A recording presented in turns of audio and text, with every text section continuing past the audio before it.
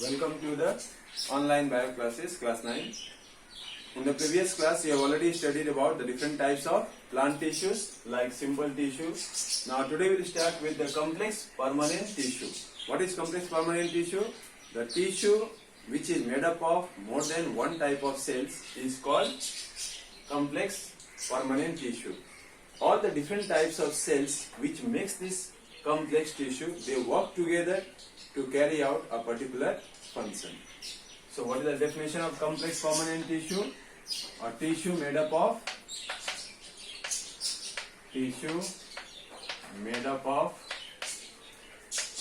more than one type of cells,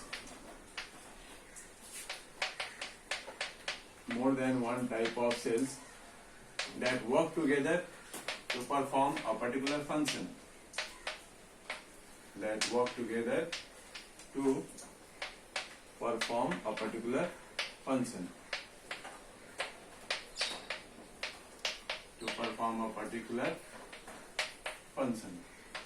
Okay, what are the two different types of complex permanent tissues? There are two types. What are they? It is of two types, xylem and phloem. Xylem and phloem are the two different types of complex permanent tissues. Now next we will study about the xylem, first one. Second one is phloem. Okay, so let's start with this one only, xylem. Xylem is a complex, means made up of more than one type of cells. Permanent tissue are the one which have lost the power of division.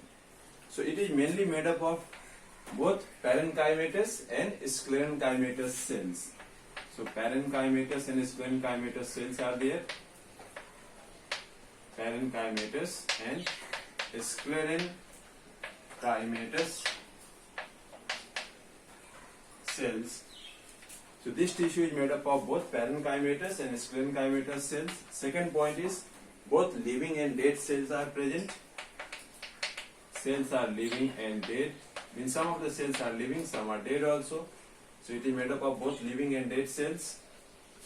And the third characteristics which we can say about the xylem tissue is it is made up of four elements or cells. The cells are called elements here. This tissue, the xylem tissue, is made up of four different types of cells which are called four elements.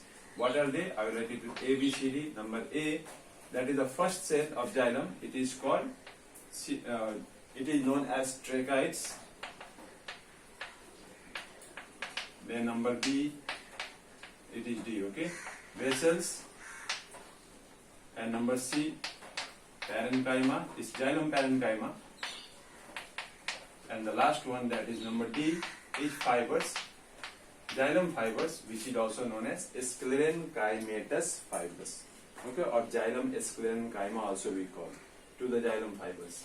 Now next one is older xylem is also known as wood. You have seen the wood which is used for the construction of house, the wooden doors and windows. So what is wood? Wood is actually the old xylem. So other name of xylem is wood. The old xylem tissue, old xylem is called wood, which is commercially used for to making different types of furnitures. Now next we have to study about one by one all the different types of elements. But before that, what is tertiary elements? Tracheids and vessels, these two, first A and B I have written, no? Both of them are the main elements of xylem which helps in the transportation of water and minerals from one part of the plant to the other. So they are called tertiary elements. T-R-A-C-H-E-A-R-Y, tertiary elements. Now you will find that this particular cell, that is the vessels, they are absent in gymnosperms and they are also absent in pteridophytes. But these vessels are present in rest all flowering plants, which is known as angiosperms. Okay. So now one by one we will study about them. That is what is tracheids. Okay. And what does they do? What are their functions? Because the syllabus is so vast,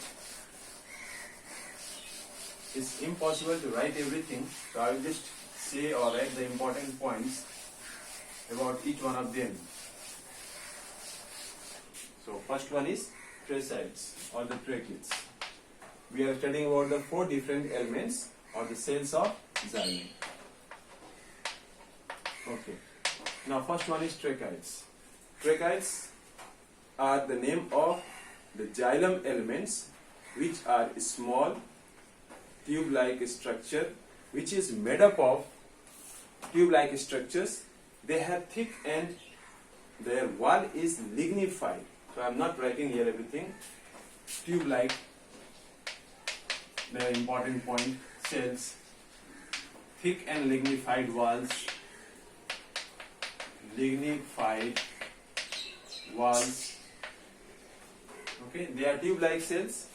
They have thick and lignified walls, and their ends means the last part of these xylem tracheids. They are tapering. Okay, they are dead and they are without protoplasm. So this point also you can write. They are dead means the cells are dead without protoplasm. So like this you can learn each of them easily. They are tube-like cells. They are thick. They have lignified walls. They are dead cells without protoplasm. And what is the function? They form tube-like structure means the tubes will join each other and form long pipe-like structures through which the conduction of water and minerals can occur from one part of the plant to the other. So tracheids and vessels, both of them are the main conducting elements of xylem. That point also you can learn. Tracheids and vessels, these two, if it is asked, name the 2 main conducting elements of xylem, these 2 are the ones, tracheids and vessels. Okay, they are the one which helps to transport water and minerals from one part of the plant to the other. Although there are 4 different types of cells, but these 2 are the one which are mainly involved in the transportation of water and minerals. Now what are their characteristics, what is their shape, and already I have drawn the diagram. If you want diagram, it looks like this. They are tapering, means at the end they are pointed, thick in the middle, again tapering towards the end. Okay, so like this structure you can draw of tracheids. Okay, in your book the diagram is there. Now next we have to study the second one. So they are tube-like cells, thick lignified walls. They are dead, means they are dead cells. We had studied earlier only that it is made up of both living and dead cells. So out of 4 elements which are present in xylem, the one which is living, only one is living, and that is xylem parenchyma is living.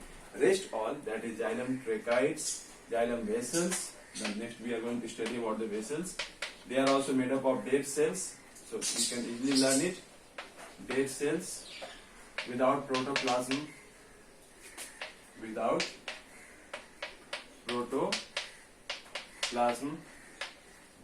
and these are also the cells which appear like I will draw the diagram of vessels here. You can see how the vessels are drawn. Okay, like this the diagram of vessels you can draw, xylem vessels.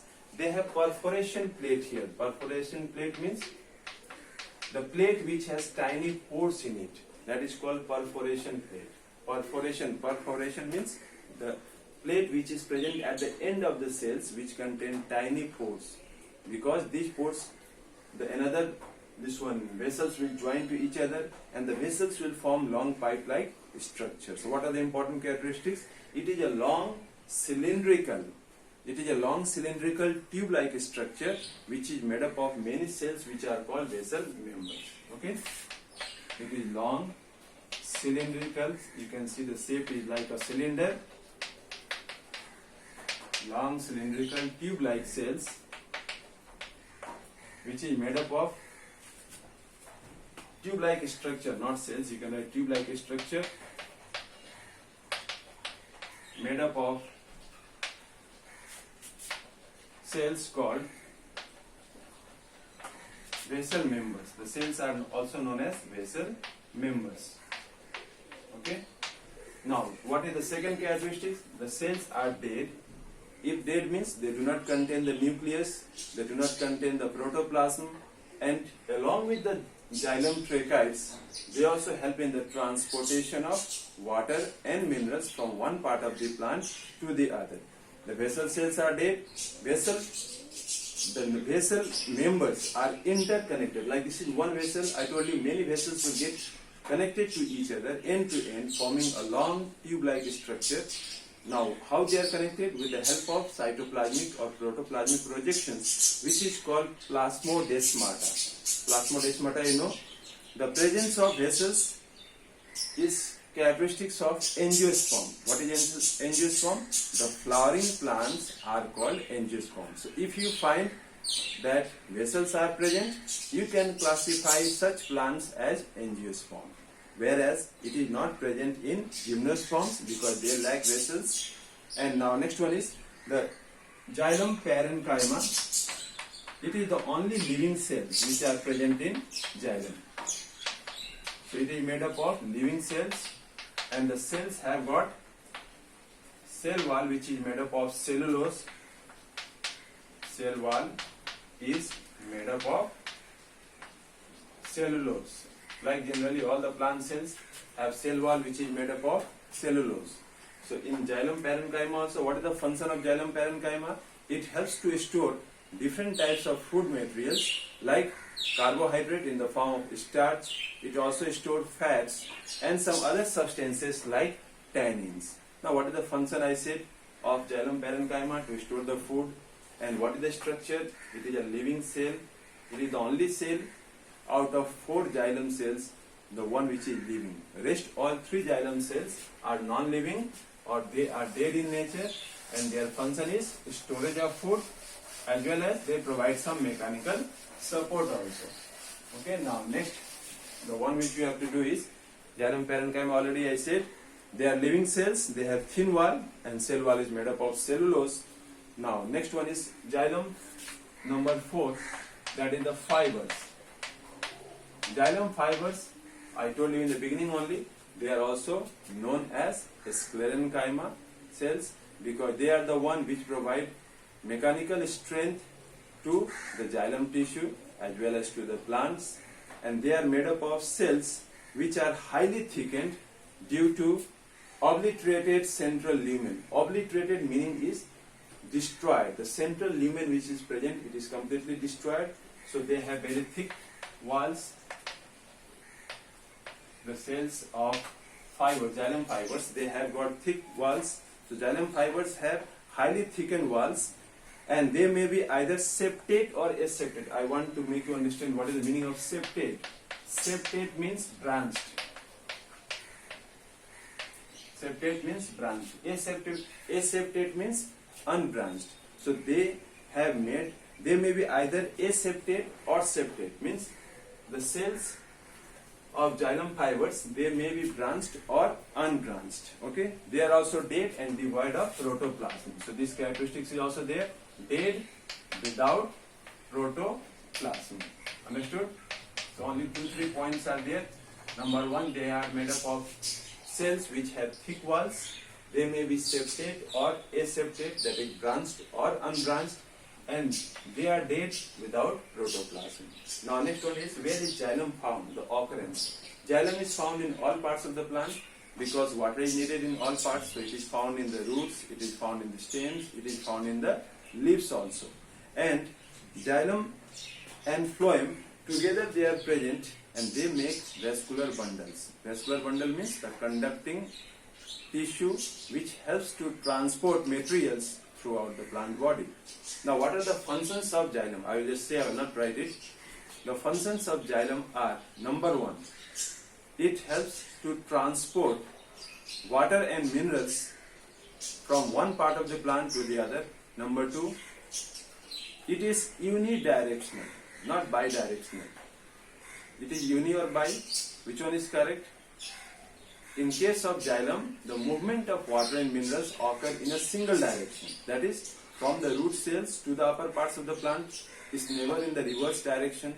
So this type of movement of molecules of a substance in a single direction is called unidirectional. So xylem is unidirectional also, you can write.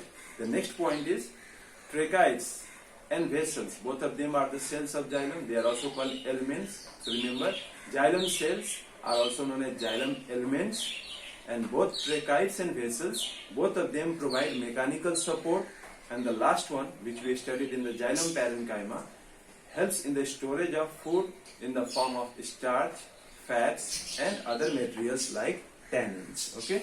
So now in the next we will study about the second type of complex permanent tissue, that is phloem. Okay, now you can see the second type of complex permanent tissue is the phloem. And phloem is also made up of both parenchymatous and sclerenchymatous cells. So this also you can write, just like in xylem we had studied the first characteristics of xylem is both parenchymatous and sclerenchymatous. So it consists of both parenchymatous and sclerenchymatous cells. So this first point I can write in short, consists of both parenchymatous, same like that of xylem only, and sclerenchymatous cells. Just be careful with the spelling. And sclerenchymatous cells. Very big spelling it is. Sclerenchymatous, parenchymatous. Okay. Then next one is, just like xylem, these two characteristics are almost similar in xylem and phloem. This first point, so it will be easy for you to learn when you are told to learn the characteristics of xylem. The first point and the second point is also similar, like xylem only.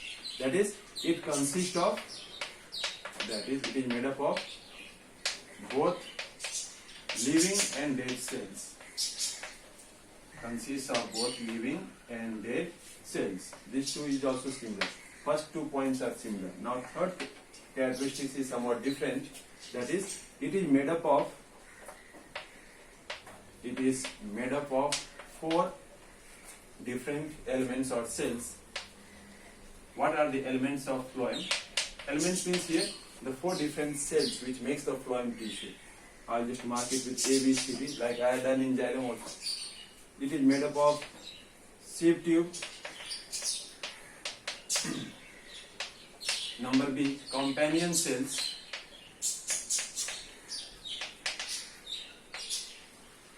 Number C, phloem. Now see, C and D, both of them are similar. Like xylem has got the xylem parenchyma, in phloem we have the phloem parenchyma. This is similar like xylem only. And similarly the last one, like xylem, one of the element of xylem, the last element is xylem fibers. In phloem also it is known as phloem fibers, or it is also known as bast, B-A-S-T, bast. Okay, bast also we can write. Now one by one we will study about the characteristics of each of these elements along with the diagram. Okay. Okay, now look at the diagram which I have drawn. This is the diagram of LS showing different elements of phloem. You can see in this diagram the sieve plate is shown, sieve tube, this one, and the phloem parenchyma and companion cells. The fibers and all are not seen here. Now let's start with the first one, that is sieve tube. What is sieve tube? They are elongated, means lengthwise it is long, elongated, tubular, like tube, it is like a tube shape, that's why the word is used, tubular.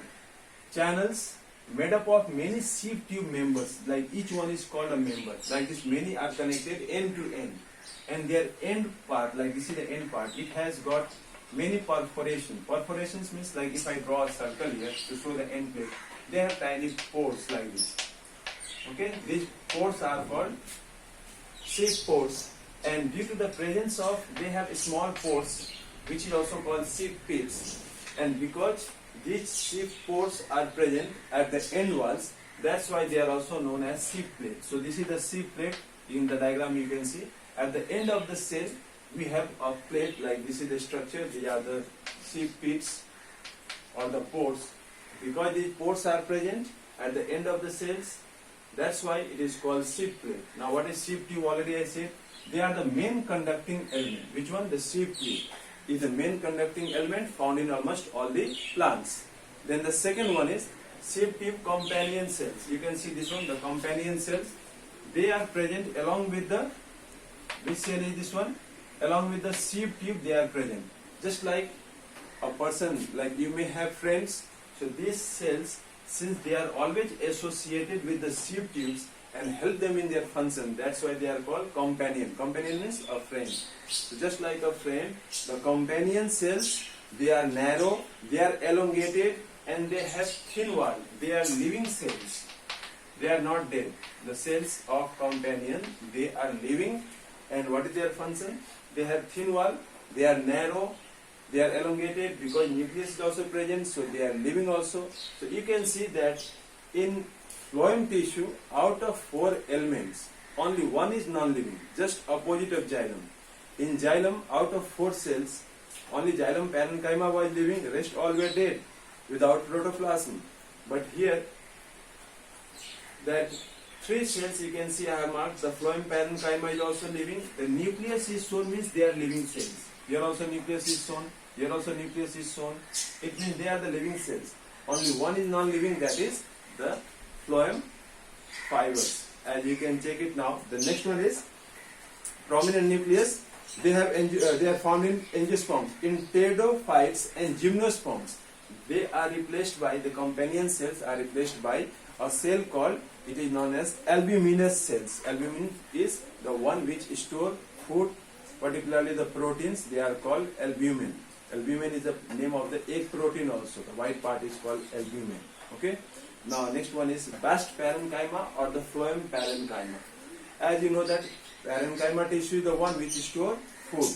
But here the bast parenchyma is made up of cylindrical cells that have dense cytoplasm and nucleus. It has a very dense cytoplasm and the nucleus is also present. It is elongated. It is cylindrical in shape, not elongated. And their wall is composed of, the cell wall is composed of cellulose. Like generally all the plant cells have cell wall made up of cellulose.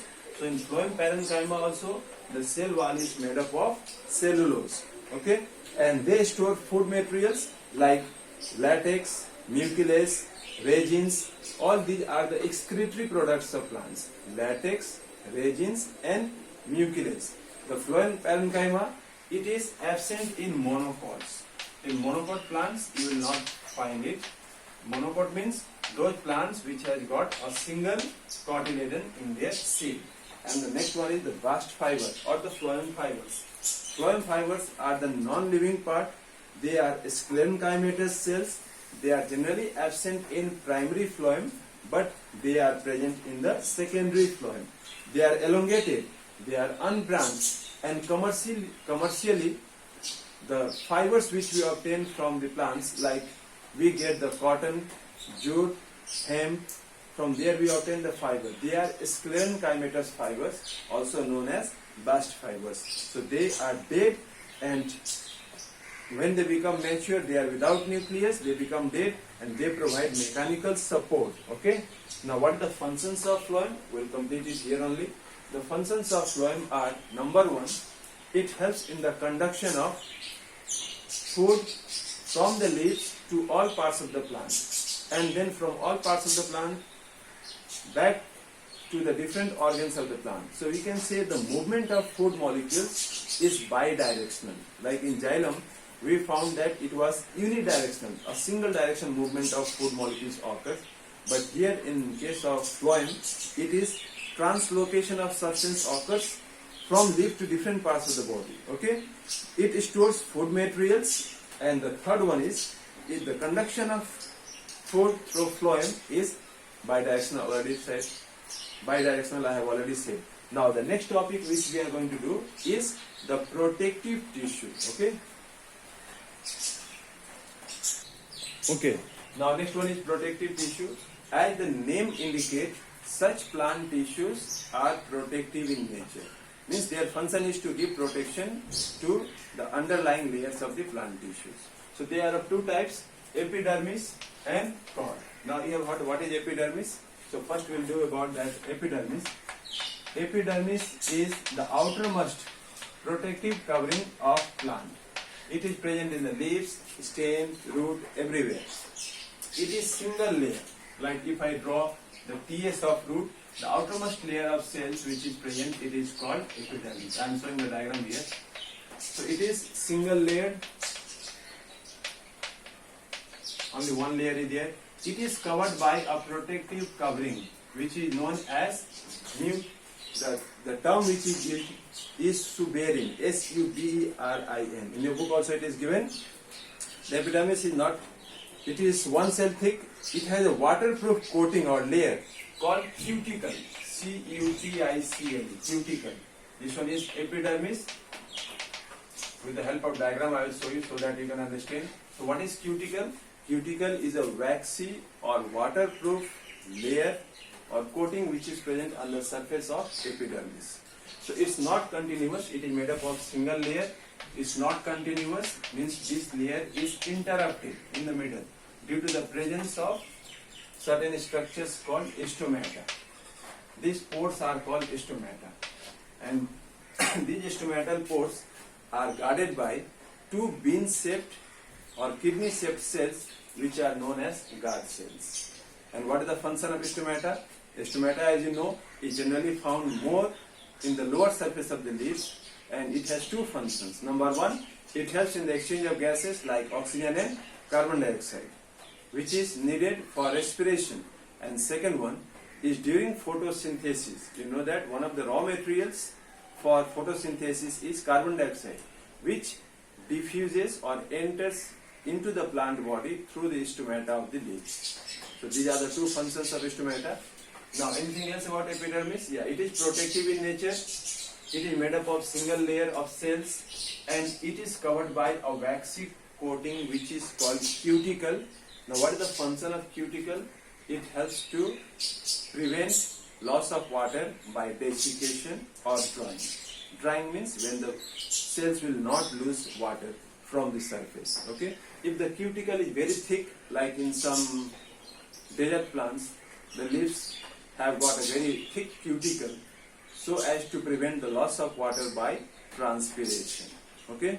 So now we will study about the functions of epidermis. What are the functions? I am just writing here. The functions of epidermis. Number one, it helps in the exchange of gases because stomata is present in the epidermal layer only. So you can write, I am not writing. Stomata present in the epidermis of leaves and young stems helps in the exchange of gases during respiration. It also helps to lose excess water, that is through the stomata, excess water from the plant body is lost into the atmosphere during the process of transpiration. Okay. The next point you can say about epidermis, the epidermis of root hairs, they help to absorb water and minerals from the soil because it is the epidermal layer of the root which develops into the root hairs, and that helps to absorb water and minerals from the soil. The next point you can say, the cuticle, which is a waxy coating present on the surface of leaves, it helps to prevent loss of water by desiccation or drying. Anymore, because it is the outermost protective covering of all the plant organs, so it provides protection, mechanical support and protection to the plant organs. In your book it is already given there. It protects the plant body. Cuticle helps to prevent or reduce evaporation of water. In the roots, it helps in the absorption of water and minerals, and it helps in exchange of gases during photosynthesis, also helps in transpiration. Already I have said all those points. Now next one we have to do the second one, that is cork. What is cork? Cork is made up of dead cells. Now where is cork found? It is present in the old roots and stems. Old roots and stems. Now what is it made up of? It is made up of dead cells. The cells of what are dead. Okay, not living cells, they are made up of dead cells, and they are quite useful. Why? Because they are highly insulative in layer. Means I will just discuss about it. It is found in all roots and stems. It is found the epidermal tissue, means the epidermal tissue at the periphery. Periphery means towards the corner. They are replaced by cork. So it is the epidermal tissue only which gets exchanged or replaced by cork. In the periphery means at the end or towards the last part. The cork cells are dead and they lack intercellular space. So they are dead cells without intercellular space. Means there is no gap between the cells. There is no gap. without intercellular space. Intercellular space is absent in case of cork cells, and cork cells are generally heavily thickened. This point I have to say, the cell wall heavy, I will write in short, thick cell wall due to suberin, S-U-B-E-R-I-N. What is this suberin? They have got cell wall which is very thick or heavily thickened due to deposition of suberin, which makes the cork impermeable to water and gases. So suberin is the substance, it makes the cork impermeable to water and gases. Impermeable means the water cannot enter through it. Impermeable to water and gases also. Water and gases, okay? So that's why it is used to as a stopper also. Earlier it was used, nowadays also it is used, but plastic cork is here. But earlier the natural cork was used, obtained from the plant material as a covering. Even in homeopathic medicines also, the cork was fitted on top of the tiny bottles containing medicine, the liquid inside it, and the liquid will never pass, or it will never, you can say, it will be lost from that bottle, isn't it? It's act like such a stopper because it is impermeable to water also and gases also. Now what are the functions of cork or the uses? Cork is light in weight, it is highly compressible, we can force them to acquire a small space, it is very small, light in weight, and they will not catch fire easily also. These are the characteristics, that they are light in weight, highly compressible, and they cannot burn easily. So, due to these properties, it is used as insulation. Insulation means, like in electrical appliances, we use some cork or the materials to prevent getting electrical shocks from them. We can use the insulation. Just like the rubber is also insulation, which is fitted around the wires or electrical equipments. They have insulators so that we will not get electric shock. And it also absorbs, shock absorber, and it is also used in sports goods, like you may have seen the shuttlecock. So at the bottom we have the cork, which is used as a in the sports goods also. So next topic which we have to do is animal tissue. Today up to here only. So as homework, what you can do is you can write the differences between xylem and phloem tissue. Then second question, first question, differentiate between xylem and phloem tissue. Second question you can write, draw the diagram of the phloem tissue which I had shown, all the elements of phloem. Then third one you can